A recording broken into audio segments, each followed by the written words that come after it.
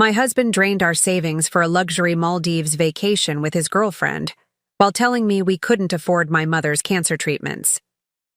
What he didn't know was, I still had access to all his accounts. One transfer later, his romantic getaway turned into a very public explanation to hotel security about his missing reservation. By the time he called me panicking, I was already meeting with divorce lawyers. Before we jump back in, tell us where you're tuning in from, and if this story touches you, make sure you're subscribed, because tomorrow I've saved something extra special for you. It was a perfectly ordinary Thursday evening when my world collapsed. I remember it clearly.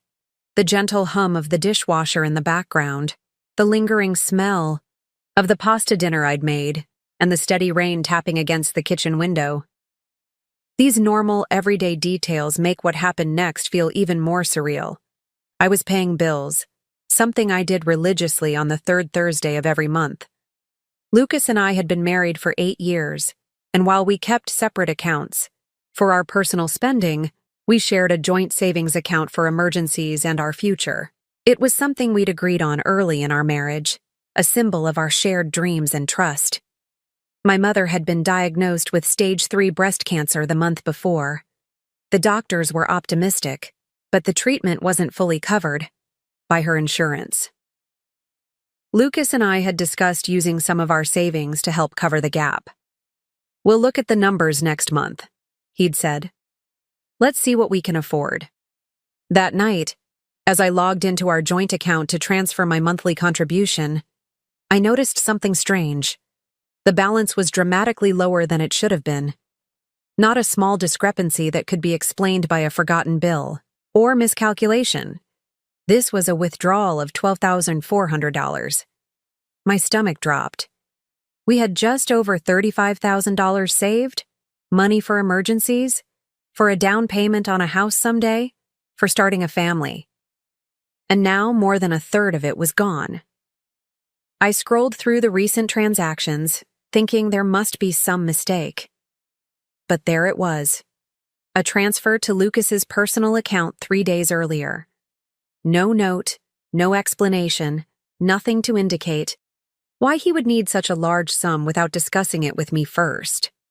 With trembling hands, I texted him. "Just saw a big withdrawal from our savings. Everything okay?" His response came almost immediately. "Yeah, don't worry about it. Had to move some money around for work. We'll explain later." Something in his casual dismissal set off alarm bells. Lucas was an account executive at a marketing firm. There was no reason he'd need to move money around for work, especially from our personal savings. I tried to push away the gnawing feeling in my stomach. I trusted Lucas. There had to be a reasonable explanation. Maybe it was a surprise he was planning, or perhaps he'd found an investment opportunity. Still, the timing couldn't have been worse. Not with my mother's medical bills looming. I finished paying the regular bills, trying to focus on the task at hand, rather than the unexplained withdrawal, but my mind kept returning to it, like a tongue probing a sore tooth. After closing the laptop, I poured myself a glass of wine and tried to relax with a book. But the words blurred on the page, my thoughts too scattered to focus. Lucas came home, late that night, as he had been doing more frequently over the past few months. "Client dinner," he explained with a quick kiss on my cheek. He smelled of expensive cologne and whiskey. "How was it?" I asked, watching his face carefully. "Productive," he said with a shrug, loosening his tie. "Think we're close to landing the Peterson account?" I wanted to ask about the money. It was right there on the tip of my tongue. But something held me back. His slightly glassy eyes, the way he avoided looking directly at me, the unusual stiffness in his movements. Instead, I said, "I talked to Mom's doctor today. They want to start treatments next week. We need to figure out how we're going to help with the costs." Lucas's shoulders tensed visibly. "Kelly, we discussed this. I'm not sure we can swing it right now. Money's tight with the market the way it is. Her insurance should cover the basics." But what about the experimental treatment her oncologist recommended? The one with the higher success rate? Insurance won't touch that, and it could make all the difference. He sighed, the sound heavy with impatience. Look, we have to be realistic here. We can't just throw money at every problem. We have our future to think about too. The words hit me like a physical blow. My mother's life, potentially the difference between life and death, was being dismissed as throwing money at a problem. And this from the man who had just withdrawn over $12,000 without a word of explanation. What about the money you took from our savings? I asked, my voice surprisingly steady, despite the anger rising in my chest. That's a lot. To move around for work. His expression shifted, almost imperceptibly. A flash of something, guilt, annoyance, crossed his face before settling back into careful neutrality. It's complicated, he said, running a hand through his hair. Work stuff. I'll put it back soon. Don't make this a bigger deal than it is, okay? I'm exhausted and not in the mood for an interrogation. He walked past me toward the bedroom. Conversation effectively ended. I sat there in stunned silence, the familiar walls of our living room suddenly feeling like those of a stranger's house. 8 years of marriage, and he couldn't even give me a straight answer about our own money that could help save my mother's life. Sleep eluded me that night. I lay beside Lucas, listening to his even breathing, and felt miles away from him. Something wasn't right. The withdrawal, his evasiveness, the late nights, all of it formed a picture I didn't want to see but couldn't ignore. Morning came, and, with it, a decision. I would find out what was going on, one way or another. I waited until Lucas left for work, kissing me distractedly on his way out the door as if nothing was wrong, as if he hadn't just prioritized some mysterious work thing over my mother's cancer treatment. Once he was gone, I sat down at my computer. Lucas and I had always been open with our passwords and accounts, not because we regularly checked up on each other, but because we'd never felt the need for secrecy. I navigated to his personal bank account, holding my breath as I typed in his password. What I saw there would change everything. The screen glowed before me, illuminating a truth I wasn't prepared to face. There it was in black and white. A transaction for $9,880 to Paradise Resorts Maldives, dated just 2 days after he'd withdrawn the money from our joint savings. Next to it was a smaller charge to an airline, 2 first-class tickets totaling $5,400. My hands began to shake. The Maldives. Lucas and I had talked about going there for years. Those iconic overwater bungalows, the crystal-clear turquoise water. It was supposed to be our dream trip, something we'd saved for to celebrate a major milestone together. And now he was going. But not with me. 2 tickets. 2 first-class tickets. The implications crashed over me in waves, each realization worse than the last. Lucas was planning a luxury vacation with someone else while telling me we couldn't afford to help save my mother's life. He had stolen from our future, from my future, to create memories with another woman. I don't know how long I sat there, staring at the screen as tears blurred my vision. Minutes, maybe hours. Time seemed to stretch and contract all at once. My chest felt hollow, as if something vital had been scooped out, leaving nothing but an aching emptiness in its place. I wanted to scream. I wanted to break things. I wanted to call him immediately and demand answers, to hear him try to explain away the inexplicable. But beneath the hurt and anger, another emotion was taking hold. A cold, clear determination. I scrolled through his transaction history, looking for more evidence. And there it was, a pattern of withdrawals and charges that told a story of their own. Dinners at expensive restaurants I'd never been to. A charge at Tiffany & Co. for $2,300. Hotel charges in the city where we lived. He hadn't even bothered to hide it well. How long had this been going on? How long had I been living with a stranger who wore my husband's face, The thought made me physically ill. Preparing and narrating this story took us a lot of time, so if you are enjoying it, subscribe to our channel. It means a lot to us. Now back to the story. I rushed to the bathroom and retched until there was nothing left inside me. When I finally stood up and looked in the mirror, I barely recognized the woman staring back at me. Her eyes were red-rimmed, her face pale and drawn with shock. But there was something else there too, a hardness that hadn't been there before, a resolve forming around the edges of her pain. I splashed cold water on my face and took a deep breath. Then another. The initial shock was giving way to something more dangerous. Clarity. I thought about my mother, fighting for her life while Lucas decided her treatment wasn't worth throwing money at. I thought about the years I'd spent supporting his career, moves, celebrating his successes as if they were our shared victories. I thought about the children we'd talked about having someday, when we were financially ready, all while he was spending our money on another woman. The pain was transforming, now crystallizing into something sharper, more focused. It wasn't just about the money or even the affair. It was about the casual cruelty of his choices, the calculated selfishness that allowed him to look me in the eye day after day while systematically betraying everything we'd built together. My phone buzzed with a text from Lucas. "Working late tonight. Don't wait up." I stared at the message, a bitter laugh escaping my throat. Working late. Of course. Another lie to add to the growing pile. I didn't respond. What could I possibly say? Enjoy your affair? How's the trip planning going? Does she know you're married? Instead, I set the phone down and returned to the computer. I began taking screenshots, downloading bank statements, creating a digital paper trail of his betrayal. I wasn't yet sure what I would do with this information, but some instinct told me to gather evidence, to protect myself. As I worked, a strange calm settled over me. The tears had stopped. The shaking had subsided.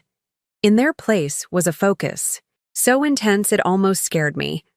A single-minded determination to not be the victim of Lucas's story. He had made his choice. Now I would make mine. I thought about calling someone, my sister, my best friend, but the words died in my throat. How could I explain what I'd discovered? How could I admit that my marriage, which everyone thought was so perfect, had been built on lies? The humiliation burned almost as intensely as the betrayal. No, this wasn't something I could share. Not yet. First, I needed to figure out what to do next. I closed my eyes, trying to think through the fog of emotions. The Maldives reservation. I checked the confirmation emails in his account. The trip was scheduled for next week. He'd told me he had a business conference in Chicago, another lie in his growing collection. A thought formed, small at first, then expanding until it filled my mind with crystalline clarity. I still had access to all of his accounts. Our finances were still intertwined. And if he could make decisions about our money without consulting me, perhaps I could do the same. My fingers hovered over the keyboard. What I was considering crossed a line. But hadn't he already shattered every boundary between us? Hadn't he already turned our marriage into a zero-sum game where only one of us could win? I didn't want revenge. Not exactly. What I wanted was justice, balance, to reclaim what was rightfully mine. With steady hands, I began to explore my options. The joint savings account from which he'd stolen was in both our names.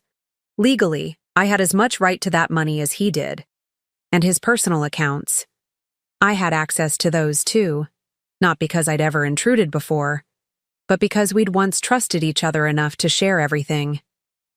That trust was gone now, obliterated by his choices. All that remained was the practical reality. I could see his money and I could move it. I looked at the calendar. The Maldives trip was in 6 days. The resort required full payment upon arrival. The airline tickets were already purchased. A plan began to form, not born from vengeance, but from a profound need to restore balance, to ensure that Lucas felt the consequences of his actions in the same way I was feeling them now. If he could use our money to betray me, I could use that same access to protect myself. I wasn't just a wronged wife. I was a woman with agency, with options. And for the first time since discovering his betrayal, I felt something other than pain. Power. Lucas and I met at a charity fundraiser 8 years ago. I was working for the nonprofit hosting the event, and he was there representing his company, a rising star in his marketing firm, charismatic and ambitious. When he approached me at the end of the night to compliment my work on the event, I was instantly drawn to his confidence, his easy smile, the way he seemed genuinely interested in everything I had to say. Our courtship was a whirlwind. Fancy, restaurants, weekend getaways, thoughtful gifts that showed he'd been paying attention to my casual mentions of things I loved. 6 months in, he surprised me with a trip to Vermont during fall foliage season. He'd remembered me saying it was on my bucket list. Standing among those brilliant red and gold trees, he got down on one knee and promised to build a beautiful life with me. "We're going to be unstoppable together, Kelly," he'd said, slipping the ring onto my finger. "You and me against the world." I believed him. God, I believed every word. The first 2 years of our marriage were everything I'd hoped. Before we moved into a charming townhouse, merged our finances, and started planning for the future. Lucas was supportive of my career at the nonprofit, even though it didn't pay nearly as well as his corporate job. "Do what you love," he'd insist. "I make enough for both of us." I remember the night we created our vision board together. Pictures of our dream house, the places we wanted to travel, even the number of children we hoped to have. We decided to start a joint savings account, our future fund, as Lucas called it. Every month, we'd each contribute a percentage of our income, watching with pride as the balance grew. "This is us building our dreams, brick by brick," he'd say as we updated our budget spreadsheet together. When I think back to those early days, it's hard to reconcile that man with the one who stole from our savings to take another woman to the Maldives. The changes were so gradual, I barely noticed them happening. It started around our 3rd anniversary. Lucas was passed over for a promotion he'd been certain was his. Something shifted in him after that rejection. A new edge to his ambition, a hunger that hadn't been there before. He started working longer hours, networking more aggressively. Weekend brunches with me were replaced by golf games with potential clients. Date nights became increasingly rare, canceled at the last minute for emergency meetings that couldn't wait. I supported him through it all, believing this was just a phase, a necessary sacrifice on the road to success. When he finally got a promotion the following year, I thought things would improve. They didn't. Instead, the goalposts seemed to shift. Now he needed to prove himself in the new position. Now there were bigger clients to land, more important connections to make. Our home became little more than a place where Lucas showered and changed clothes between work commitments. "This is for us," he'd say whenever I expressed concern about how little we saw each other. "I'm building security for our future." Meanwhile, that future kept getting postponed. When I brought up starting a family, something we'd planned to do by our 5th anniversary, Lucas had a new reason why now isn't the right time. First, it was the promotion. Then, it was waiting until he had established himself in the new role. Then, it was the unstable economy. I didn't push back as hard as I should have. Part of me understood his practical concerns, and part of me had grown accustomed to rearranging my expectations around his priorities. I'd become an expert at rationalization, at making excuses for the growing distance between us. Looking back, I can see how the power balance in our relationship shifted so subtly I barely noticed it happening. Lucas began making unilateral decisions about our finances, investments I didn't fully understand, expenses he deemed necessary for his career advancement. The joint decisions of our early marriage gave way to Lucas informing me after the fact, with the assumption that I would agree with his choices, Trust me, he'd say with that confident smile that had once made me feel so secure. I know what I'm doing. And I did trust him. Even as our bank account grew while our emotional connection withered, I trusted that somewhere beneath the designer, suits and networking events was the man who had promised me forever among the autumn leaves. When my mother was diagnosed with breast cancer 2 months ago, I saw a flash of my old Lucas. He held me while I cried, brought home my favorite takeout, sat with me as I researched treatment options. For a moment, I thought this crisis might bring us back to what mattered: family, love, being there for each other. Then came the conversations about money, about what we could realistically afford to contribute to her treatment, about how experimental procedures were financially risky, about how we needed to think pragmatically rather than emotionally. Each time I brought up using our savings, money that had been set aside for emergencies and important life events, Lucas would find a reason to hesitate, to delay, to suggest alternatives that didn't involve touching that account. "We should look into fundraising," he suggested once. "Or maybe your sister could contribute more?" My sister, a single mother of 2 working as a teacher. The suggestion was so tone-deaf, it left me speechless. Still, I never suspected he was saving that money for something else, someone else. I never imagined he would look at our joint savings and see not our shared future, but a way to finance his betrayal. The night before I discovered the truth, we'd had dinner together, a rare occurrence that I'd been pathetically grateful for. Lucas had been distracted, checking his phone repeatedly, but I'd chosen to ignore it, to focus instead on having his attention for a few precious hours. "I talked to Mom's doctor again," I'd said carefully, aware of how tense our conversations about her treatment had become. "He really thinks this new protocol could make a difference. The success rates are promising." Lucas had nodded, his expression sympathetic but distant. "I know you want to do everything possible, Kelly, but we have to be smart about this. Let's see what standard treatments can do first before we start looking at options insurance won't cover." "But what if waiting means losing our window of opportunity?"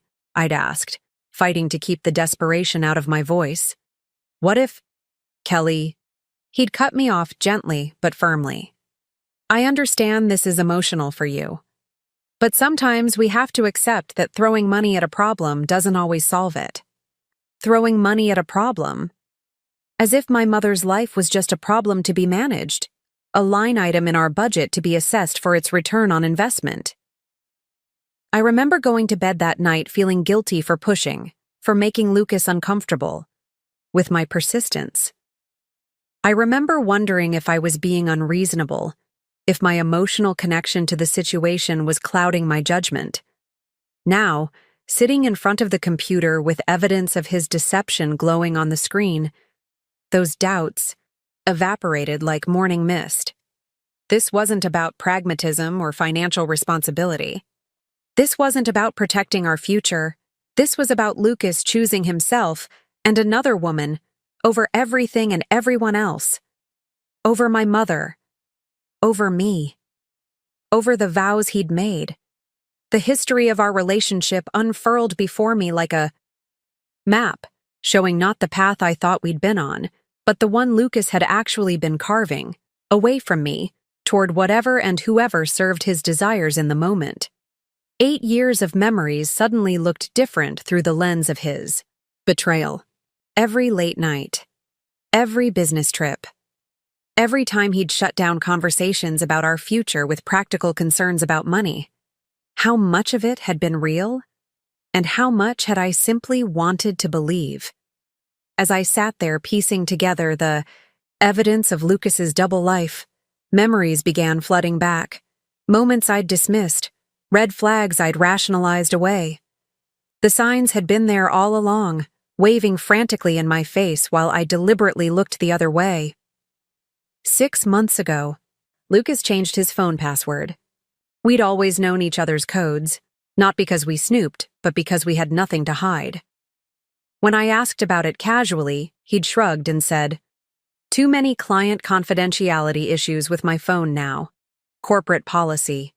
I believed him without question. Then there was the new cologne, an expensive brand I'd never smelled on him before. When it appeared on our credit card statement, I mentioned that I hadn't seen the bottle at home. "It's at the office," he explained smoothly, "for late meetings when I need to freshen up." Again, I accepted the explanation, ignoring the voice in my head that whispered, "Since when does Lucas care about freshening up for work meetings?" There were other changes too, subtle at first, then increasingly obvious. The new workout regimen that had him at the gym 4 mornings a week. The sudden interest in his wardrobe, replacing perfectly good clothes with more expensive versions. The mysterious weekend work retreats that he could never quite describe in detail afterward. "Just boring corporate stuff," he'd say with a dismissive wave. "You wouldn't have enjoyed it." Looking back, I could see how strategically he'd built his deception, constructing it piece by piece while I stood by and watched, convincing myself these changes were just part of his professional evolution. How willfully blind I had been. And then there was Taylor. I'd met her at Lucas's holiday office party last December, tall, confident, with a sharp laugh that carried across the room. She was new to the marketing team, Lucas explained, a rising talent he was mentoring. I noticed how she touched his arm when she laughed at his jokes, how her eyes lingered on him a beat too long. But I'd pushed away my discomfort, telling myself I was being paranoid, that professional relationships could look overly familiar to outsiders. "Taylor's been a huge asset to the team," Lucas had said on the drive home.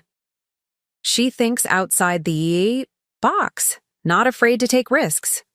After that night, her name started appearing in his stories about work with increasing frequency. Taylor landed a big client. Taylor suggested a brilliant campaign strategy. Taylor was being fast-tracked for promotion. When I teased him about his apparent admiration for his protégé, Lucas had become defensive. "I'm just acknowledging good work," he'd said sharply. "That's what good leaders do." The memory of that conversation hit me with new significance. Had Taylor been the one to receive the Tiffany necklace on my joint savings account's dime? Was she the one who would be enjoying overwater bungalows in the Maldives while my mother struggled through cancer treatments we couldn't afford? The thought made bile rise in my throat. There had been other warnings, too. Ones that had nothing to do with another woman and everything to do with Lucas himself. The growing materialism, the fixation on status symbols, the way he'd begun measuring his worth, and increasingly mine, by financial metrics and social standing. "We should be further along by now," he'd say, comparing our life to those of his colleagues. "Davis just bought a vacation home in Aspen. Johnson's kid is at that elite private school." I'd remind him that we had different priorities, that we were saving for our future family, for experiences rather than possessions. He'd agree in the moment, but those conversations became more frequent, more pointed. When I received a modest raise at the nonprofit where I worked, his congratulations had come with a subtle barb. "That's great, babe." Though in the corporate world, that would barely register as a cost of living adjustment. Little by little, he'd begun making me feel small, as if my contributions, both financial and otherwise, were somehow less valuable than his. As if I should be grateful that he was the primary breadwinner, that he allowed me to work in a field I was passionate about rather than one that maximized earning potential. I'd internalized those messages more than I realized. They had eroded my confidence, my sense of equal partnership in our marriage. They had prepared the ground for me to accept his dismissal of my mother's needs as somehow reasonable, even prudent. There was one memory that stood out from the rest, a conversation so telling I should have recognized it as the turning point it was. We were discussing our 10th anniversary, still 2 years away, but something I'd been excited to plan for. "I've always dreamed of going somewhere truly special for our 10th, I'd said one evening. "Maybe the Maldives? Those overwater bungalows look incredible." Lucas had glanced up from his phone with an odd expression. Not enthusiasm, not dismissal, but something more calculated. The Maldives are expensive, very expensive. I know, I'd acknowledged. That's why I'm bringing it up now. We could start saving specifically for it. Make it our big 10th anniversary gift to ourselves. He'd nodded slowly, still with that strange look. Maybe, if we can afford it by then. If we can afford it. The man who had just spent nearly $15,000 on a luxury vacation with another woman had made me feel unreasonable for wanting to plan a special anniversary trip 2 years in advance. The revelation struck me like a physical blow. Lucas wasn't just a cheater. He was a manipulator who had systematically diminished my expectations while elevating his own desires. He had created a world where my wants were impractical splurges, while his were justified entitlements, and I had let him do it. I had participated in my own diminishment, accepted the gradual redefinition of our partnership into something unrecognizable from what we'd started with. The thought filled me not just with anger at Lucas, but with a new emotion, disappointment in myself. How had I let this happen?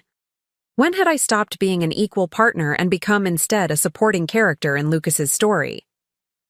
As these realizations washed over me, my phone buzzed with another text from Lucas. Might need to go to Chicago a day early for the conference. We'll let you know. Chicago, the business conference that was actually a romantic getaway to the Maldives. Another lie, so casually delivered. I set the phone down without responding, a strange calm settling over me. The time for denial had passed. The time for accepting whatever crumbs of truth Lucas deigned to share was over. In that moment, I made a decision, not just about what to do with my discovery of his betrayal, but about who I wanted to be moving forward. I was done being passive, done accepting less than I deserved, done prioritizing Lucas's desires over my own needs and my mother's. I looked again at the reservation details for the Maldives trip. Paradise Resorts required the remaining balance to be paid upon arrival, but they also had a policy about modifications and cancellations. All changes had to be made at least 72 hours before check-in. Lucas and his girlfriend would be arriving in just under a week, which meant I had 3 days to decide exactly how I wanted to handle this situation. 3 days to reclaim my power. 3 days to ensure that Lucas understood what it felt like to have the rug pulled out from under him. Whatever I decided, one thing was certain. I would no longer be the woman who looked the other way, the woman who made excuses for her husband's behavior, the woman who doubted her own worth, that Kelly was gone, and she wasn't coming back. I slept surprisingly well that night, a deep, dreamless sleep that seemed to draw a line between who I had been yesterday and who I was becoming today. When I woke, the crushing pain I had expected was replaced by something different, a cold, clear purpose that sharpened my thoughts and steadied my hands. Before Lucas left for work, I played my part perfectly. I smiled over coffee, asked about his day ahead, mentioned that I'd be visiting my mother at the hospital. Not a word about what I knew, not a flicker of the rage and betrayal churning beneath my calm exterior. I'll be home late again, he said, straightening his tie in the hallway mirror. Presentation for the Williams account tomorrow. No problem, I replied, impressed by my own steady voice. I've got plenty to keep me busy. He kissed my cheek, the casual, distracted kiss of someone going through the motions, and headed out the door. I watched him drive away, wondering if he was texting Taylor already, coordinating details for their upcoming getaway. The thought should have devastated me. Instead, it hardened my resolve. I gave myself 1 hour to feel everything, to cry, to scream into a pillow, to let the full weight of his betrayal crash over me. 60 minutes to mourn the death of my marriage, the loss of the future I had believed in. Then I dried my tears, washed my face, and got to work. First, I called my mother's oncologist. Without mentioning the specifics of my situation, I asked about payment plans for the experimental treatment, about timelines and success rates. The doctor was clear.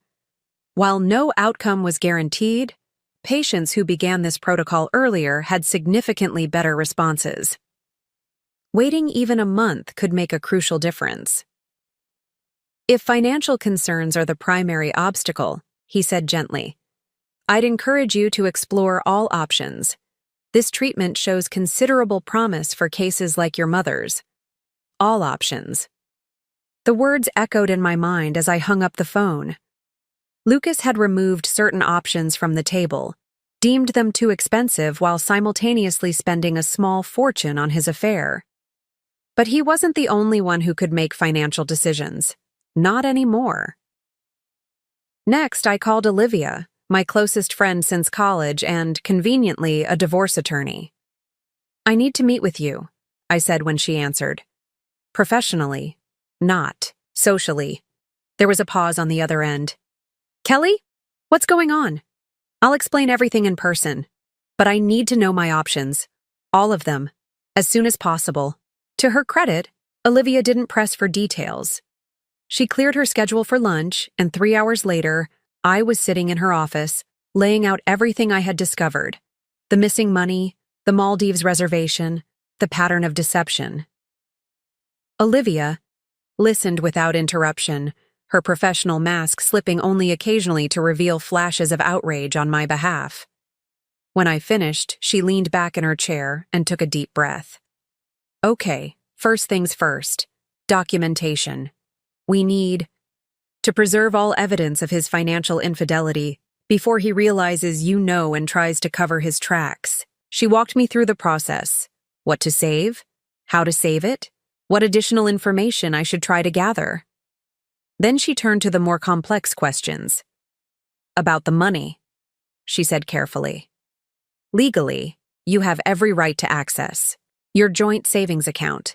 That money belongs to both of you, but his personal accounts are more complicated. I'm not planning to empty his accounts, I assured her, though the thought had certainly crossed my mind. I just want what's fair. What's mine? Fair and legal aren't always the same thing, Olivia cautioned.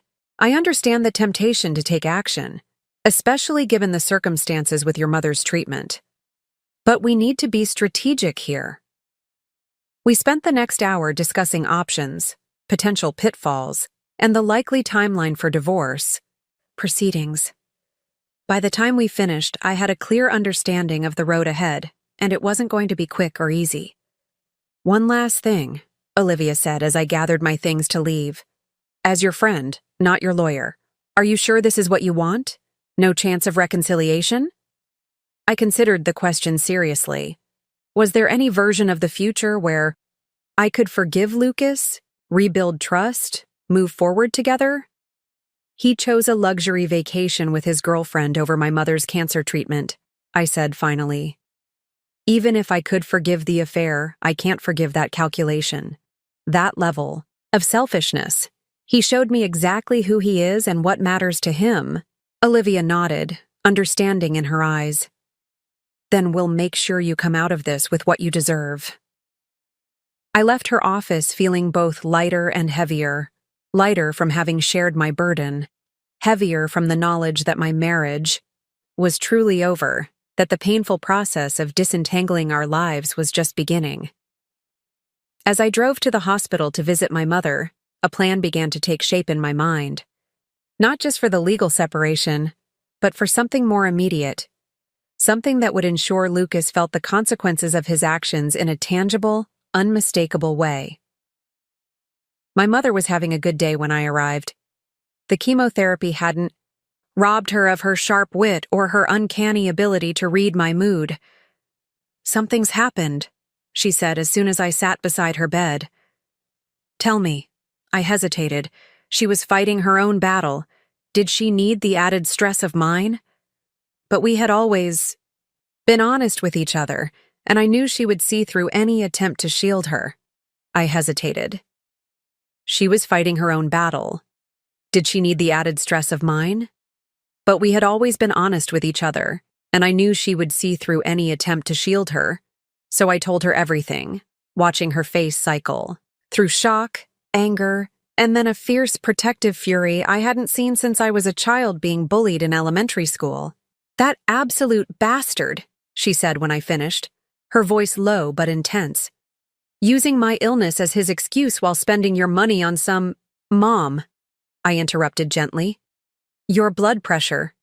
She took a deep breath, visibly reining in her anger. "What are you going to do?" I shared the outlines of the plan forming in my mind. Not just the long-term legal strategy Olivia and I had discussed, but the more immediate action I was contemplating. My mother listened carefully, her expression shifting from concern to something approaching admiration. When I finished, she reached for my hand. "Are you sure about this? There will be no going back." "I'm sure," I said, squeezing her fingers. "I've spent years compromising, accommodating, making excuses for his behavior. I'm done being that person." She studied my face for a long moment, then, with a decisive nod, "Good. It's about time." We spent the rest of the visit discussing her treatment options, the logistics of the experimental protocol, and how we would manage the costs. I didn't tell her exactly what I planned to do about the money. Some things were better left unsaid, even between mothers and daughters. When I left the hospital, the sun was setting, painting the sky in shades of pink and gold. That seemed oblivious to the turmoil of human lives below. I sat in my car, watching the colors deepen, and felt a strange sense of calm wash over me. The Kelly who had awakened yesterday morning, trusting, naive, willing to shrink herself to fit within the boundaries Lucas defined, was gone. In her place was someone I was just getting to know. A woman unwilling to accept betrayal, unwilling to be made small, unwilling to stand by while the people she loved suffered unnecessarily. I drove home slowly, turning over the details of my plan. It wasn't about revenge, not exactly. It was about justice, about consequences, about making sure Lucas understood that his actions affected real people. Me, my mother, and yes, even Taylor, who might not know she was dating a married man. Most. Of all, it was about reclaiming my agency, my power to shape my own life, rather than merely reacting to Lucas's choices. When I arrived home, the house was dark and empty. Another late night at the office. Or perhaps another evening with Taylor, making final plans for their romantic getaway. The thought no longer devastated me. It strengthened my resolve. I settled at the kitchen table with my laptop, took a deep breath, and began implementing the first phase of my plan. It was time to ensure that Lucas's carefully constructed house of lies came crashing down around him, and I knew exactly where to start. The next morning, I moved with a sense of purpose. That felt almost foreign after months of uncertainty and compromise.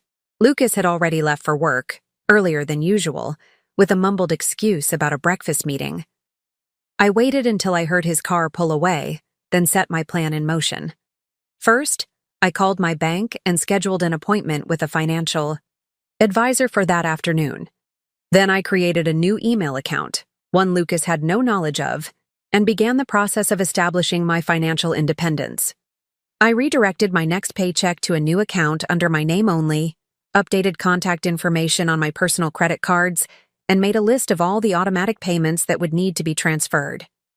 These practical steps were necessary groundwork, but they weren't the heart of my plan. That would come next. I logged into our joint savings account, the one Lucas had rated for his romantic getaway, and transferred $15,000 into my new personal account. Not the entire balance, just slightly more than what he had taken. Enough to cover my mother's initial treatment costs, with a small cushion for emergencies. Was it petty to match his withdrawal almost to the dollar? Perhaps, but there was a symmetry to it that felt right. He had prioritized his desires over my mother's health. I was simply rebalancing the scales. Next came the more delicate part of the plan. I logged into Lucas's personal account, the one containing the money he had transferred from our savings, the one that would be funding his Maldives vacation. I didn't empty it. I didn't even take most of it. What I did was more surgical, more precise in its impact. I found the pending reservation at Paradise Resorts Maldives and studied the details. The remaining balance, just over $8,000, was to be paid upon arrival. The reservation included a romantic over-water villa, champagne service, couples massages, and a private sunset dinner on the beach.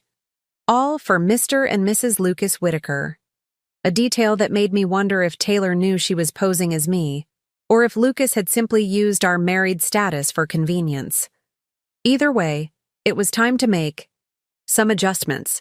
I called the resort directly, using the confirmation number from Lucas's email. When the cheerful reservations agent answered, I adopted my most polite, slightly apologetic tone. "Hi there, this is Kelly Whitaker. My husband made a reservation for next week, but we need to make some changes." The agent located the reservation and confirmed the details. "How can I help you modify your stay, Mrs. Whitaker?" "Unfortunately, my husband will no longer be able to join for the trip," I explained, letting a note of disappointment creep into my voice. "So I'll be traveling alone and would like to switch to a smaller villa." "I'm so sorry to hear that," the agent said with practiced sympathy. "We do have garden villas available which are perfect for solo travelers. Would you like me to make that change for you?" "That would be wonderful," I agreed.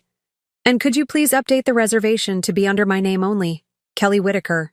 After confirming a few more details and adjusting some of the couple's activities to solo experiences, I had successfully transformed Lucas's romantic getaway into my personal retreat.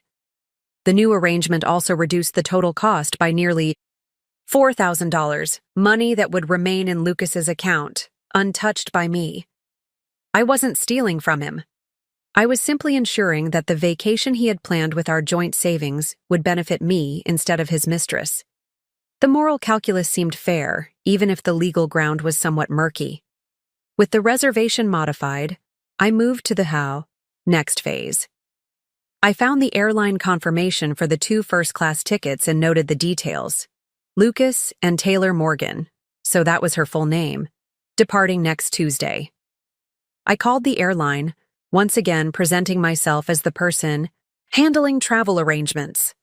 "I need to make a change to a reservation," I explained to the agent.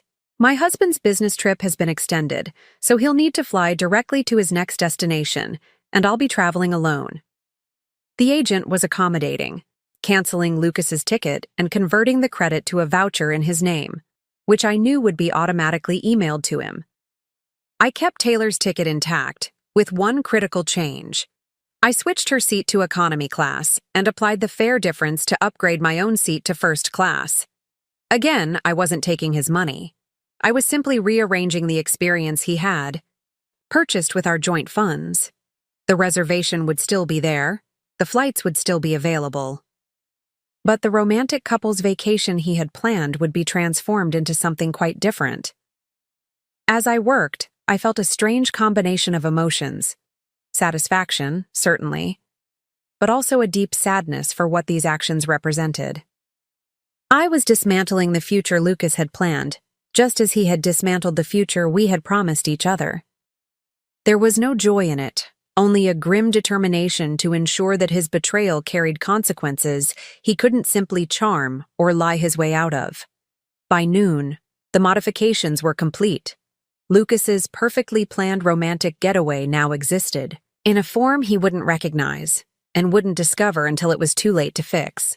The airline voucher would alert him that something had changed, but the resort confirmation would still show an active reservation, just with modified details he wouldn't see unless he checked specifically. I closed my laptop and took a deep breath, examining my feelings. Was this wrong? Was I stooping to his level? The question troubled me enough that I called Olivia for a quick consultation. "You've created a paper trail showing you had access to these accounts all along, with his knowledge," she reminded me after I explained what I'd done. The money from the joint account is legally as much yours as his. The modifications to the reservations are in a gray area, but you haven't stolen anything. You've simply changed plans he made using your joint resources. And the practical impact? I asked. He'll be furious, Olivia said bluntly. But it gives us leverage. It shows you're not going to be passive in this process. Just be prepared for the fallout. The fallout. Yes, there would certainly be that. Lucas would not take this quietly. His carefully constructed plans disrupted, his deception exposed. But for the first time in a long time, I wasn't afraid of his reaction. I wasn't worried about keeping the peace, about being reasonable, about accommodating his needs and desires at the expense of my own. I spent the rest of the afternoon at the bank, securing my financial future as best I could in the short term. I explained enough of my situation to ensure the advisor understood the urgency without sharing the humiliating details of Lucas's infidelity. By the end of the meeting, I had a clear plan for the coming months, a financial bridge to carry me from this marriage to whatever came next. On my way home, I stopped at the hospital again. My mother was sleeping when I arrived, the harsh chemicals, fighting her cancer taking their toll on her energy. I sat beside her bed, watching the steady rise and fall of her chest, and made a silent promise.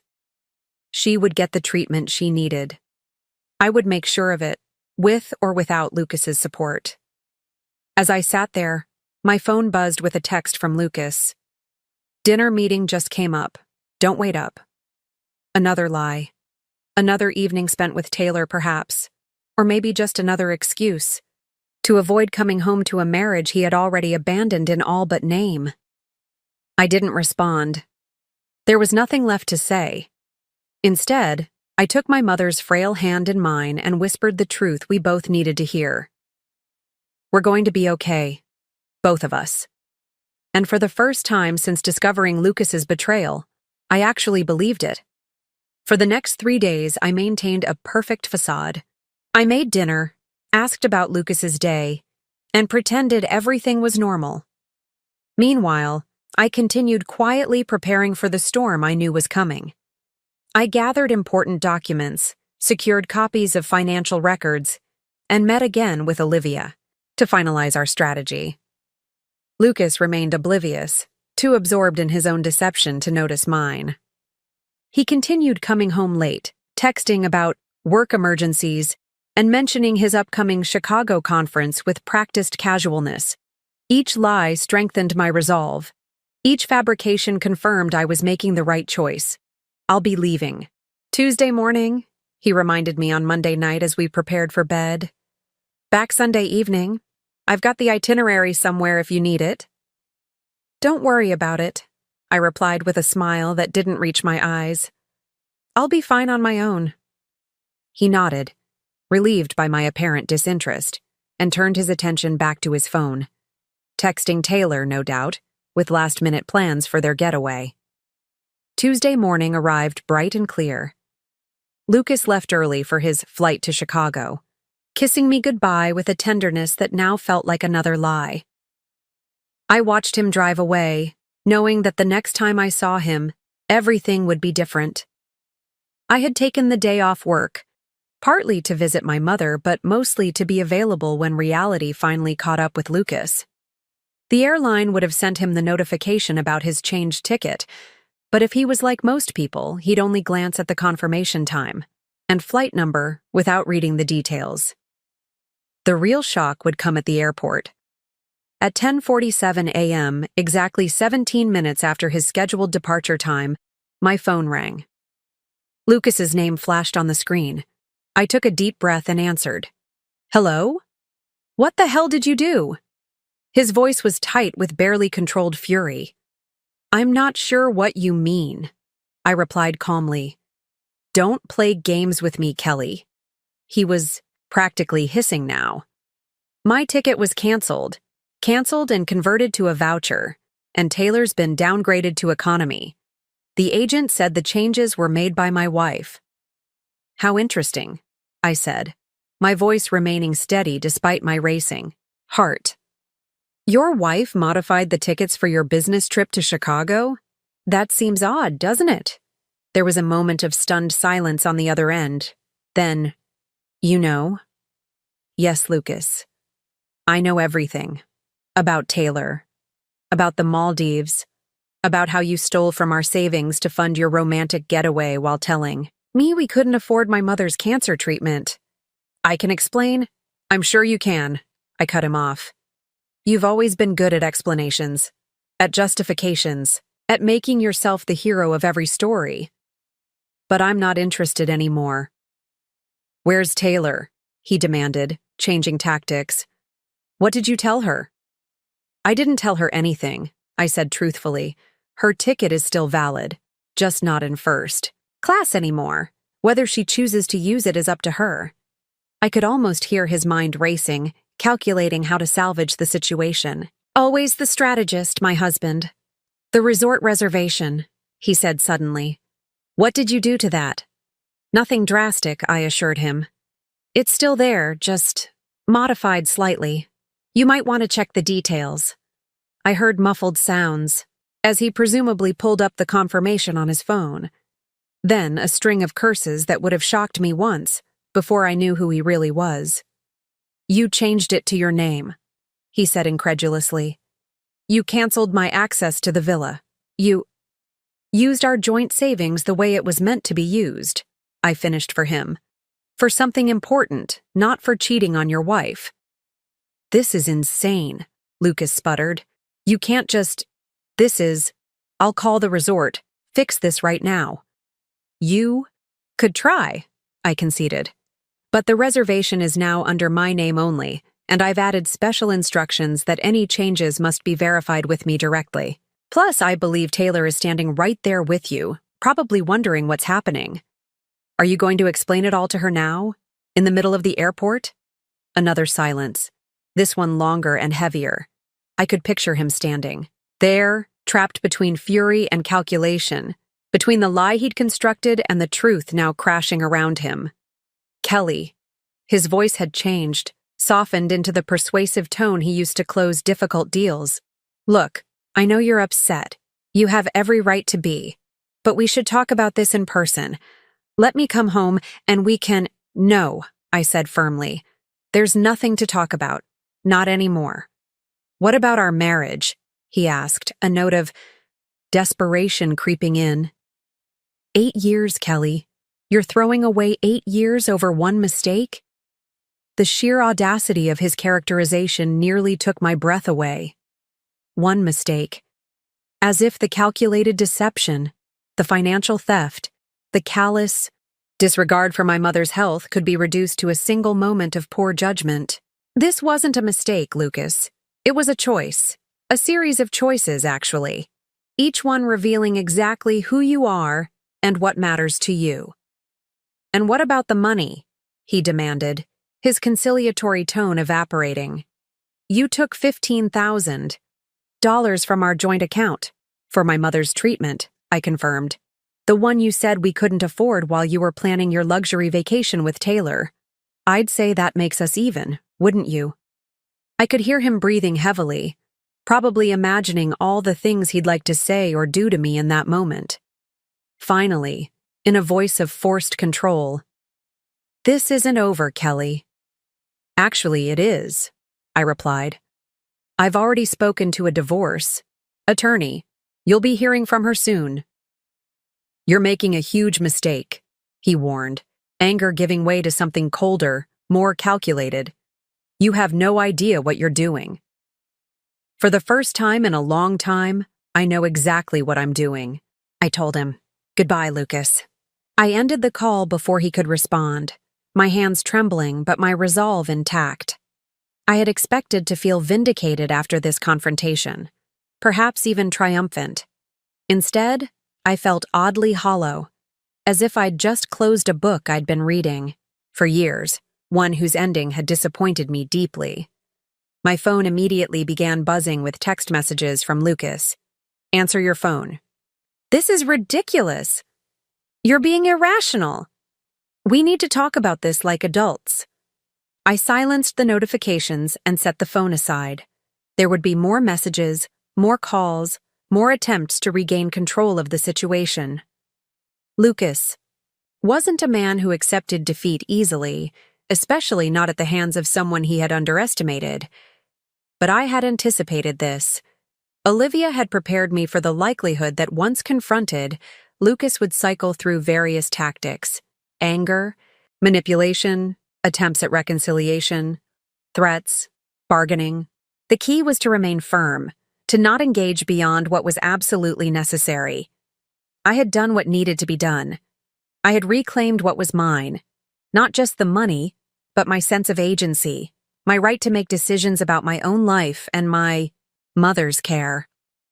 The rest would unfold as it would, regardless of Lucas's efforts to rewrite the narrative. My phone rang again, this time with an unfamiliar number. I hesitated, then answered. "Is this Kelly?" A woman's voice, tense and uncertain. "Yes," I replied cautiously. "Who's this?" "This is Taylor. Taylor Morgan." A pause. Then, "Lucas's colleague." The euphemism almost made me laugh. Colleague? Is that how he had described their relationship to her? "Hello, Taylor," I said, keeping my voice neutral. "I'm guessing Lucas suggested you call me." "No, he doesn't know I'm calling," she said quickly. "He's arguing with the ticket agent, trying to fix our flights. I just need to know what's going on. He said there was some kind of misunderstanding with his wife about a work trip, but something doesn't feel right." The hesitation in her voice, the careful way she was choosing her words. Suddenly I understood. She didn't know, or at least she wasn't certain. "Taylor," I said gently, "I think you and I might have been told very different stories about this trip." "What do you mean?" "Lucas is my husband," I said plainly. "We've been married for 8 years, and the trip to the Maldives wasn't a work trip. It was paid for with money from our joint savings account. Money that was supposed to help with my mother's cancer treatment." There was a sharp intake of breath on the other end. Then silence. I waited, giving her space to process what I'd just revealed. "He told me he was separated," she finally said, her voice small. "That the divorce was being finalized. That that you were making things difficult about money." "He told me he was separated," Taylor had said, the words hanging between us like a dense fog. "That the divorce was being finalized." Another lie. Another person manipulated by Lucas's web of deception. I felt a surprising surge of compassion for this woman I had imagined as my enemy just hours before. "We're not separated, Taylor," I said gently. "At least we weren't until today. There's no divorce in progress. And from what I can see in our accounts, the two of you have been seeing each other for at least 6 months. I heard a shaky exhale on the other end of the line. 8 months, she corrected quietly. We've been together 8 months. 8 months. The revelation hit me harder than I expected.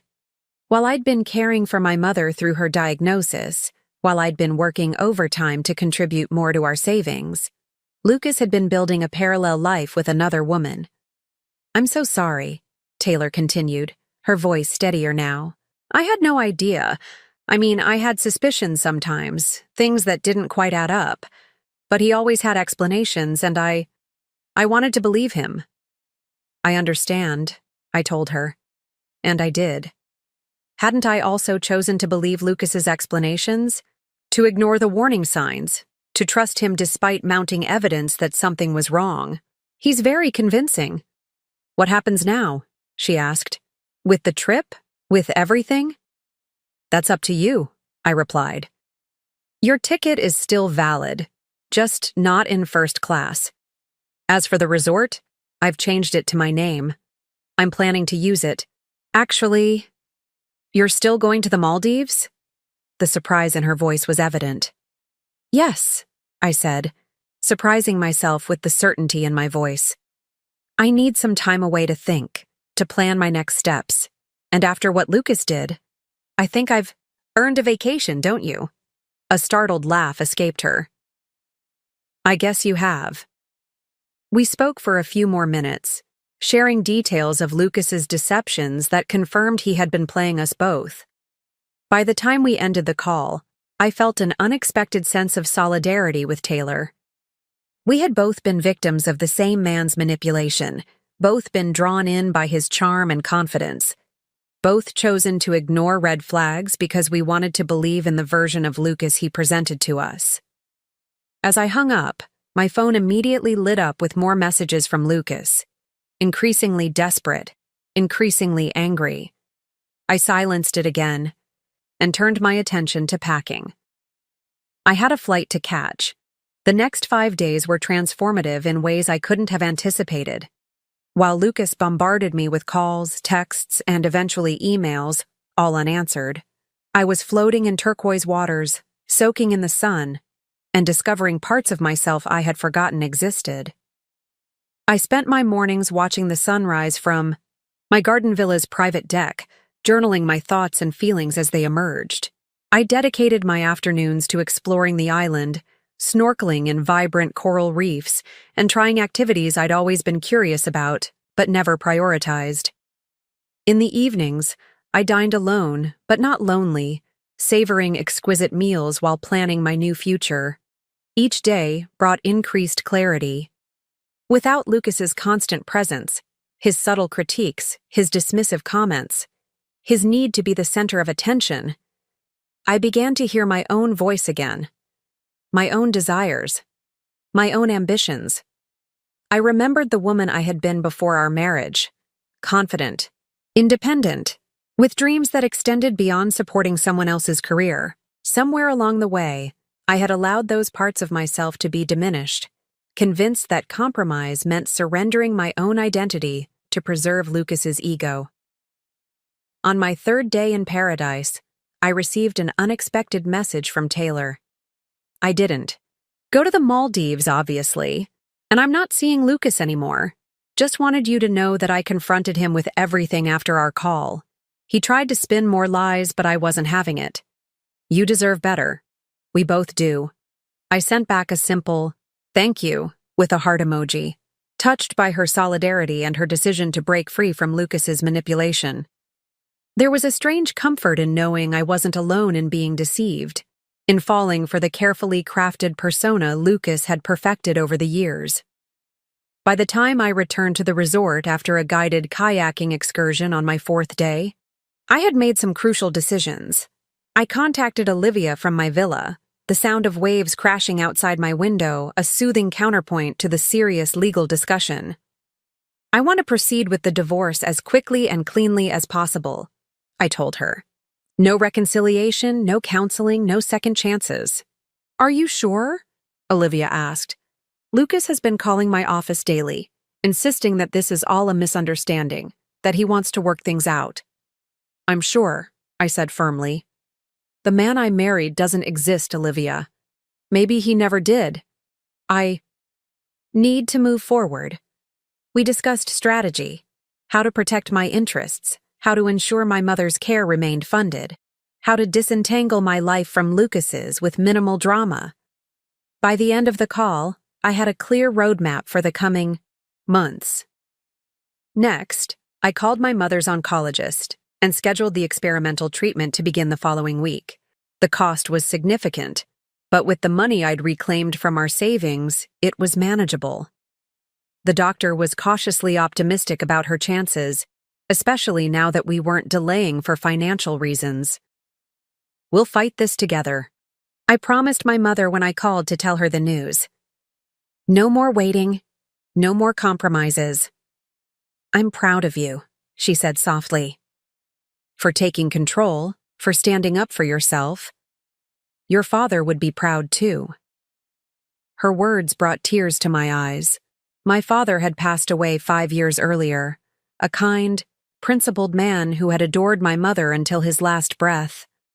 How different from the husband I had chosen. How had I missed the contrast for so long? On my final day in the Maldives, I took a solo sunset cruise around the island. As the sky exploded in shades of orange and pink, I reflected on the journey that had brought me here. Not just physically to this paradise, but emotionally to this place of strength and self-discovery. I thought about the money Lucas had stolen from our savings, intended for this very vacation with another woman. In a strange way, his betrayal had become a gift, the catalyst for my awakening, for reclaiming my power, for rediscovering the woman I had been and could be again. The Kelly who had discovered Lucas's deception just a week ago would have been devastated by the end of her marriage. She would have blamed herself, wondered what she could have done differently, perhaps even begged for another chance to make things work. But the Kelly watching this spectacular sunset felt something completely different, a profound sense of liberation. The pain was still there, the betrayal still raw, but overshadowing both was a growing excitement about what came next. A life redesigned on my own terms. A future limited only by my imagination, not by someone else's expectations. When I returned to my villa that evening, I found an email from Lucas, his 20th unanswered message since I'd left. Unlike the others, this one had a simple subject line. I understand now. Against my better judgment, I opened it. Kelly, I realize you may never read this, but I need to say it anyway. I've spent the past 5 days trying to blame you, to justify my actions, to convince myself that you're overreacting. But the truth is, I destroyed something precious because I was selfish and entitled. What I did to you was unforgivable. The money, the lies, Taylor, all of it. But worse was how I made you feel small, how I dismissed your mother's needs, how I put my wants above everything and everyone else. I won't ask for another chance. I don't deserve one. I just want you to know that I see it now. What I've done, who I've become, and I'm sorry. Be happy, Kelly. You deserve that more than anyone I know. Lucas. I read the message twice, searching for the manipulative undertones I'd come to expect from him. But for once, Lucas seemed to be speaking plainly, without agenda or calculation. I closed the email without responding. Perhaps someday I would acknowledge his apology, when the wound wasn't so fresh, when I could do so without reopening the door to his influence in my life. For now, it was enough to know that he recognized the damage he had caused. As I packed my bags for the return flight, I felt a quiet certainty settling in my bones. The path ahead wouldn't be easy. Divorce rarely is, especially when significant assets are involved. Lucas might have had a moment of clarity, but that didn't mean he would make the legal process simple or fair. But I was ready. The woman returning home was not the same one who had discovered her husband's betrayal a week ago. She was stronger, clearer about her boundaries, unwilling to accept less than she deserved. The money that Lucas had intended to spend on betrayal had instead funded my rebirth. There was a poetic justice in that transformation, a symmetry that felt like the universe's way of balancing the scales. Tomorrow, I would return to real life, to divorce proceedings and medical appointments, to rebuilding and reimagining. But I would carry this week with me, this precious time of rediscovery, this peaceful interlude between the life I had accepted and the life I would create. The flight home from the Maldives gave me 8 uninterrupted hours to prepare myself for what lay ahead. I expected chaos, Lucas demanding explanations, friends asking uncomfortable questions, colleagues whispering behind my back. What I didn't expect was the bombshell waiting in my inbox when I connected to airport Wi-Fi during my layover in Dubai. The email came from Carter Williams, Lucas's closest friend and colleague. The subject line was cryptic. You should know the whole truth. I hesitated before opening it. Carter had been in Lucas's life since college, his loyal wingman through every phase of his career. If anyone would defend Lucas's actions or try to persuade me to reconsider the divorce, it would be Carter. But curiosity won out, and I clicked on the message. Kelly, This is probably the last thing you want right now, but I can't stay silent anymore. What Lucas did to you was inexcusable, and you deserve to know that the Maldives trip was just the tip of the iceberg. The Taylor situation isn't new. Lucas has had a pattern of infidelity throughout your marriage, carefully hidden, compartmentalized, justified with the same excuses each time. I've looked the other way, told myself it wasn't my business. I regret that now. But there's more. The reason your joint savings had become so important to Lucas recently isn't just about the affair. He's in serious financial trouble. The success he's been projecting, the expensive suits, the luxury car, the lavish client dinners, it's been built on mounting debt and increasingly risky investments. 3 months ago, he borrowed $50,000 from me, swearing it was a temporary cash flow issue. Last week, I discovered he's been using that money not to stabilize his finances as promised, but to maintain appearances while digging himself deeper. I'm telling you this not to hurt you further, but because you need to protect yourself. Whatever. Financial arrangements you're making for the divorce? Be careful. The Lucas you thought you knew, the successful, financially secure provider, doesn't exist anymore. I should have spoken up sooner. I'm sorry. Carter. I read the email 3 times, each reading bringing a new wave of shock. It wasn't just that Lucas had cheated. He had constructed an entire false reality, presenting himself as the successful provider while secretly drowning in debt. All those times he'd made me feel small for my modest nonprofit salary, for my impractical career choices, while he was borrowing money to maintain his facade of success. The revelation should have devastated me, but instead, I felt an odd sense of validation.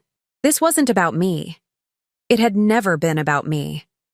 Lucas's behavior, the criticism, the affairs, the financial control, stemmed from his own insecurities, his desperate need to appear successful at any cost.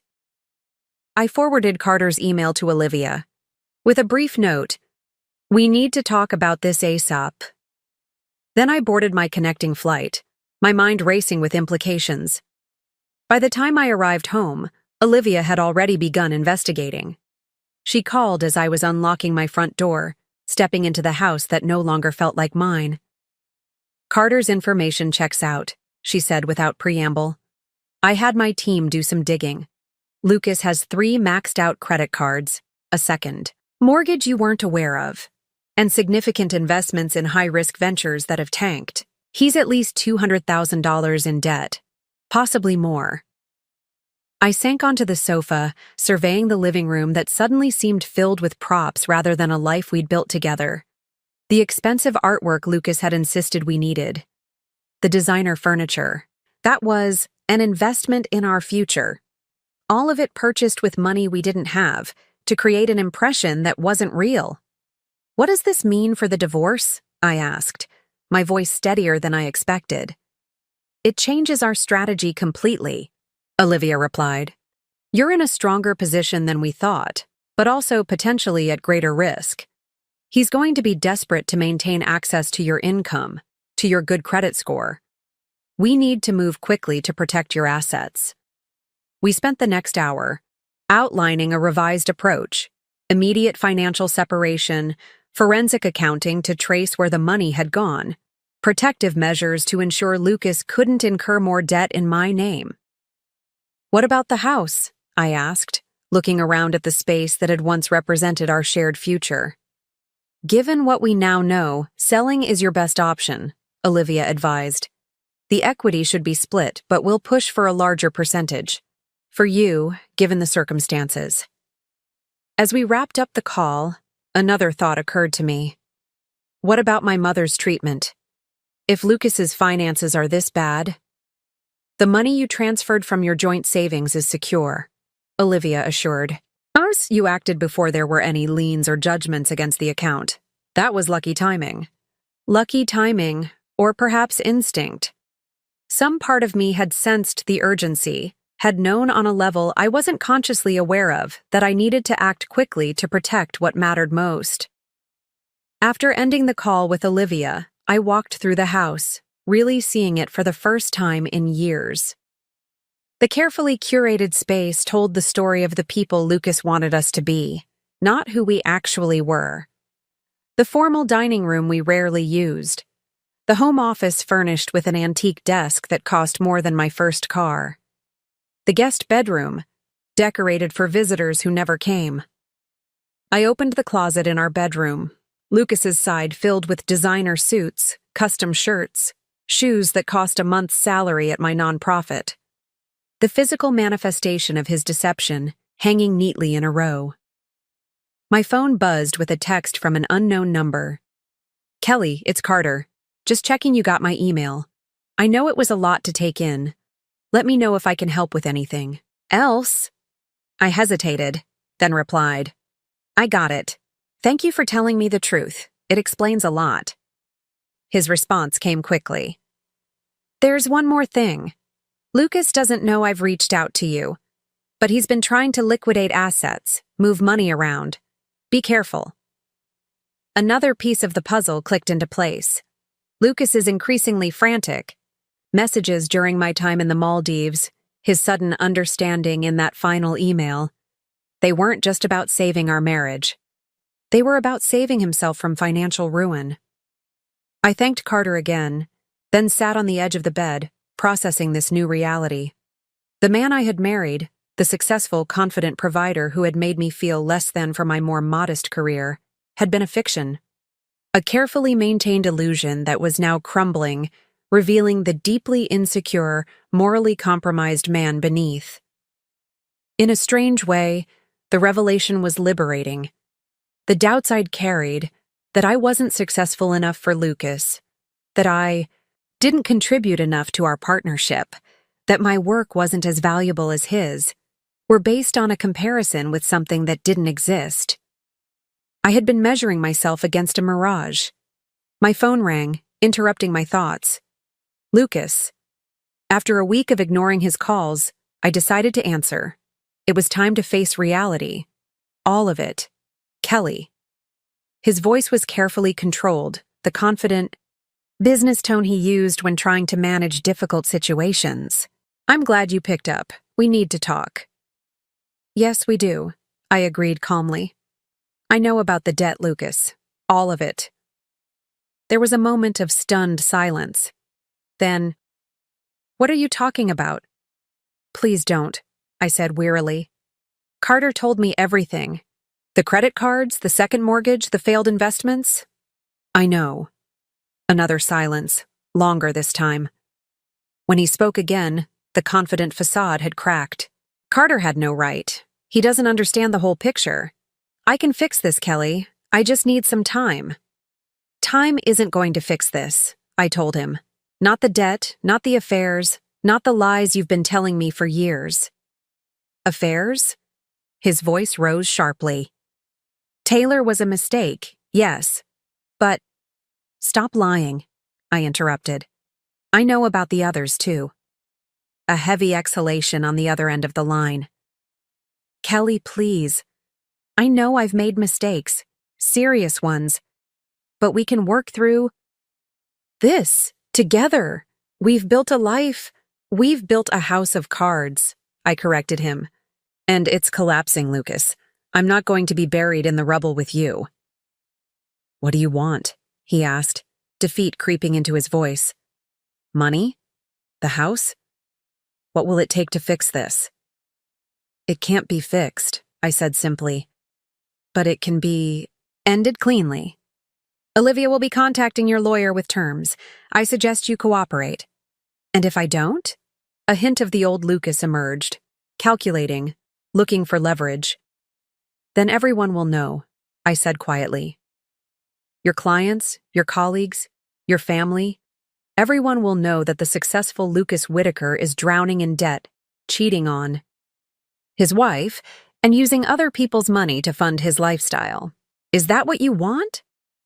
The threat hung between us, not delivered with malice, but with the simple clarity of truth. Lucas had spent years constructing his image, his reputation. It was the foundation of everything he valued. I'll cooperate, he said finally. But Kelly, I did love you. That part wasn't a lie. I considered his words, searching for the emotion I should feel. Anger, perhaps, or vindication. Instead, I felt only a profound weariness, a desire to close this chapter and begin the next. Goodbye, Lucas, I said, and ended the call. Setting down the phone, I looked around the bedroom we had shared, at the life built on appearances and deception. Tomorrow, I would start packing, begin the process of dismantling this elaborate stage set. But tonight, I simply needed to rest, to absorb the truth and prepare for what came next. The financial revelation should have terrified me. Instead, it clarified everything. The husband who had made me feel inadequate was himself a fraud. The marriage I had fought to save had been built on illusion. As I changed into comfortable clothes and opened the windows to let in fresh air, I felt something unexpected. Not grief, not anger, but a powerful sense of freedom. The truth, however painful, had set me free. 3 weeks after my return from the Maldives, Lucas and I met face-to-face for the first time in Olivia's office. The contrast between us was striking. I arrived calm and collected, dressed in a simple but elegant outfit I'd purchased with my own money. Lucas looked haggard, his designer suit slightly rumpled, dark circles under his eyes betraying his sleepless nights. "Thank you both for coming," Olivia began, her professional tone setting the stage for what would follow. "We're here to discuss the terms of your separation and the path toward divorce." Lucas's attorney, a sharp-looking man named Ben who had reportedly built his career saving wealthy men from expensive divorces, nodded curtly. "We're prepared to be reasonable, but my client has some concerns about the preliminary terms you've sent over." I glanced at Lucas, who was studying his hands, avoiding my gaze. "Before we get into specifics," Olivia replied, "I think we should address the financial disclosures Mr. Whitaker has provided. They appear to be incomplete." Ben shifted uncomfortably. "My client has been fully transparent about the marital assets." "Not according to our forensic accountant," Olivia countered, sliding a folder across the table. "We've identified multiple accounts, significant debt, and financial activities that weren't included in Mr. Whitaker's disclosure." The room fell silent as Ben skimmed the documents, his expression darkening with each page. Lucas continued to stare at his hands, the confident, charismatic man I'd married nowhere to be found. "We'll need time to review these findings," Ben finally said. "Of course," Olivia agreed pleasantly. "But in the meantime, we'd like to discuss the house. Given Mr. Whitaker's financial situation, we believe the most prudent course is to sell it and divide the proceeds according to our proposed allocation." Lucas's head snapped up. "I'm not selling the house." It was the first time he'd spoken, his voice tight with barely controlled frustration.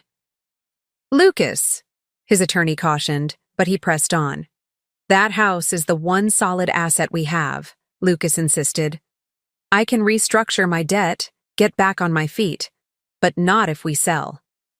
The house has a second mortgage you took out without my knowledge." "Or consent," I reminded him, my voice steady. "It's no longer the asset you think it is." Lucas turned to me, his expression shifting from defiance to something more calculated, the face he wore when closing a difficult deal. "Kelly, be reasonable. If we sell now, we're both taking a loss. Give me 6 months to turn things around and we'll both come out ahead." 6 months. 6 more months of being tied to Lucas's financial decisions, of watching him try to resurrect his crumbling facade with more risky ventures and desperate measures. 6 more months of being accessories to his delusion. "No," I said simply. The single word hung in the air between us. Lucas blinked, clearly not expecting such direct refusal. "No?" he repeated incredulously. "Just like that? 8 years of marriage, and you won't even consider what's best for both of us?" "I am considering what's best for both of us," I replied. "A clean break. financial separation, the chance to start over without the weight of each other's expectations or disappointments. "This is because of the Maldives," he said, his voice hardening. "You're punishing me for one mistake." I felt a familiar emotion rising, the need to explain, to justify, to make him understand. But this time I recognized it for what it was. The remnant of an old pattern where my feelings required validation from Lucas to be real. "This isn't about punishment," I said instead. "It's about finally prioritizing my needs after years of diminishing them to accommodate yours." Lucas leaned forward, his voice dropping to the intimate tone he'd used so effectively throughout our marriage. "Kelly, I know I hurt you. I know I made terrible mistakes. But we built a life together. Doesn't that count for something?" I studied his face, the face I had once loved, had once believed in completely. There was sincerity there, perhaps even genuine regret. But behind it, I could still see the calculation, the man measuring how much contrition to display to achieve his desired outcome. "Yes," I agreed. "It counts for something. It counts as a chapter in both our lives that's now ending. The divorce settlement should be fair to both of us, Lucas. But fair doesn't mean you get to dictate the terms anymore." His expression hardened. "So that's it? You've made up your mind? And nothing I say matters?" "What would you say?" I asked quietly. "That you're sorry? That you'll change? That the affairs and the lies and the financial deception were all aberrations, not indicative of who you really are?" I shook my head. "I've heard it all before, Lucas. I don't believe it anymore." The mask slipped completely then. "You'd be nothing without me," he snapped, old resentments flooding to the surface. "Your little nonprofit job, your community service, projects. I supported all of that. I carried us while you played at having a career. There it was, the real Lucas, the one who had always seen my work as less valuable, my contributions as less significant. The one who had systematically diminished me to elevate himself. But his words didn't wound me as they once would have. Instead, I felt an unexpected surge of gratitude for the clarity his cruelty provided, for the final confirmation that I was making the right choice. "Thank you," I said, surprising everyone in the room, including myself. "For what?" Lucas asked, suspiciously. "For reminding me exactly why this marriage needs to end." I turned to Olivia. "I think we've said all that needs to be said today. Please proceed with the terms as we discussed." Olivia nodded, gathering her papers. "We'll email a revised proposal incorporating our findings by the end of the week. I suggest you review it carefully," she added, addressing Ben. As we prepared to leave, Lucas made one final attempt. "Your mother's treatment," he said quietly. "How are you managing that without my income?" The question was meant to unsettle me, to remind me of my financial dependence.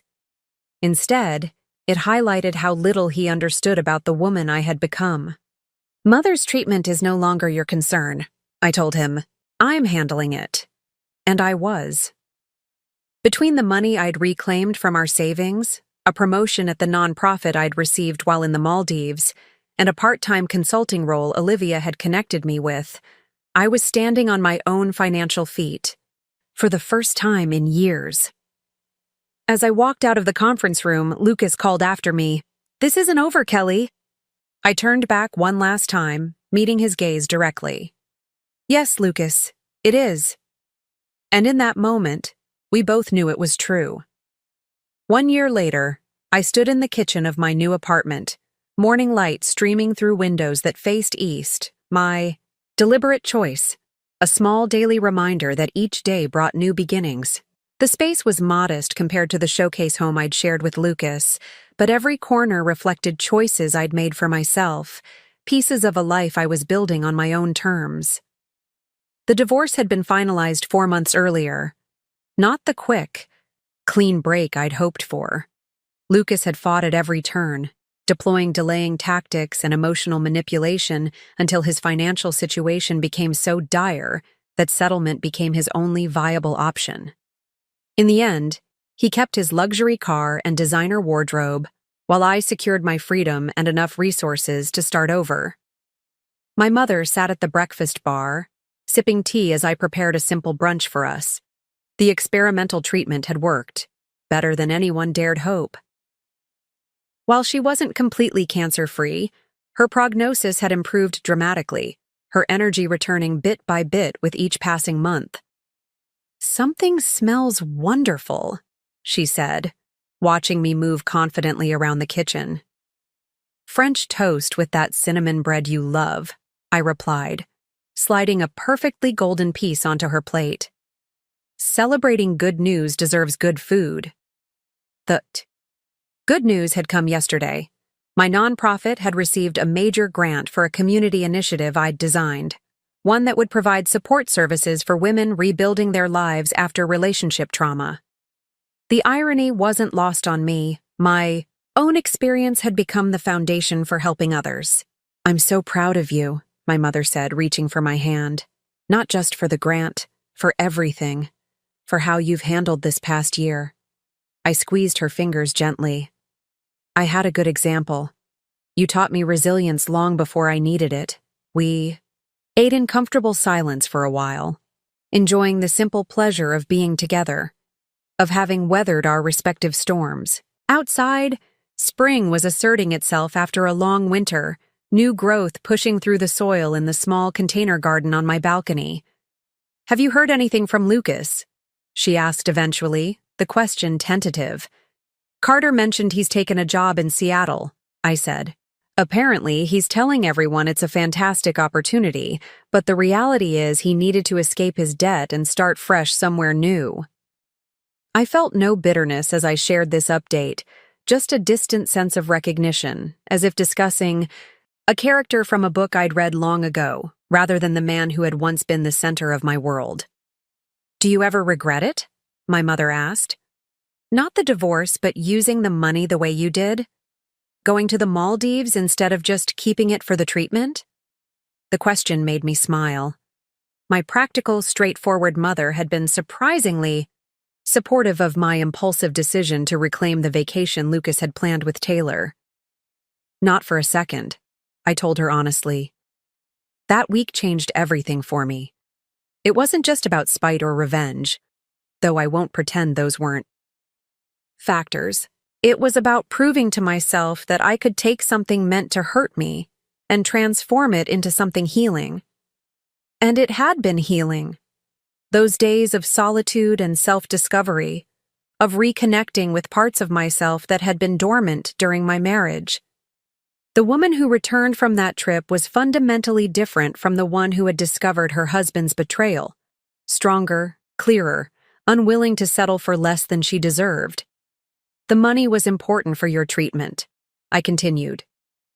"But that trip was essential for my treatment, for recovering from what Lucas had done to my sense of self." My mother nodded, understanding in her eyes.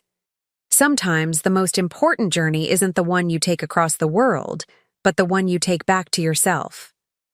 "Exactly," I agreed. And I needed both. After brunch, we moved to the small balcony, enjoying the spring sunshine as we discussed plans for the coming months. The future, which had once seemed so frightening in its uncertainty, now felt full of possibility. "I ran into Sabrina yesterday," my mother mentioned casually. "She asked about you." Sabrina had been my closest friend before Lucas, the one who had expressed concerns when our relationship moved so quickly, who had gently suggested that perhaps I was losing myself in his larger-than-life personality. I had distanced myself from her, unwilling to hear the truth she was trying to share. "I've been meaning to call her," I admitted. "I owe her an apology." "She doesn't want an apology," my mother said. "She wants her friend back. Another piece of the puzzle, another relationship to rebuild." The process of reclaiming my life wasn't just about financial independence or professional accomplishments. It was about reconnecting with the community I had allowed to wither during my marriage, about rebuilding the support network Lucas had subtly encouraged me to abandon. Later that afternoon, after my mother had gone home, I sat down to write in the journal I'd started in the Maldives. The practice had become a daily ritual, a way to process my evolving understanding of what had happened and who I was becoming in its aftermath. 1 year ago today, I discovered my husband had stolen from our savings to take another woman on a luxury vacation while refusing to help with my mother's cancer treatment. It should have been the worst day of my life. In many ways it was. But it was also the beginning of something I couldn't have imagined then. A journey back to myself, to a life designed on my own terms rather than in response to someone else's expectations. What I've learned in this year of rebuilding: trust your instincts. They're usually right, even when your conscious mind isn't ready to accept what they're telling you. Financial independence isn't just about money, it's about agency, about the power to make choices based on your own values rather than someone else's priorities. The people who truly love you want you to be more of yourself, not less. They celebrate your growth rather than feeling threatened by it. Healing isn't linear. Some days you move forward, some days you slide back. Both are part of the process. And perhaps most importantly, you can't control what happens to you, but you can control how you respond. The same event that breaks you can be the one that ultimately remakes you. Stronger, wiser, more authentically yourself than before. I closed the journal, feeling the familiar sense of peace that came with reflection. The pain of Lucas's betrayal hadn't disappeared entirely. I suspected it never would. But it had transformed into something different, something constructive rather than destructive. In using our joint savings to claim the vacation he had planned, with his girlfriend, I had done more than exact a measure of justice. I had taken the first step toward reclaiming my power, toward asserting that my needs and desires mattered as much as his. Everything that followed, the divorce, the career growth, the rebuilt friendships, the new apartment, flowed from that initial act of self-respect, that refusal to be diminished by someone else's selfishness. As the sun began to set, casting long shadows across my balcony garden, I felt a profound gratitude for the journey of the past year. Not because it had been easy, it hadn't, but because it had been mine. Every decision, every struggle, every triumph had been shaped by my own values, my own priorities, my own understanding of what mattered most. Lucas had spent years making me feel small, making me doubt my worth outside the context of our marriage. In the end, his greatest gift to me had been the crisis that forced me to discover just how capable I truly was on my own. The woman who had once feared being without him now knew a fundamental truth. She had never needed him to be complete. She had only needed to remember who she was, to reclaim the strength and clarity that had been hers all along. And that was a lesson worth every painful step of the journey. Up next, you've got 2 more standout stories right on your screen. If this one hit the mark, you won't want to pass these up. Just click and check them out. And don't forget to subscribe and turn on the notification bell so you don't miss any upload from us.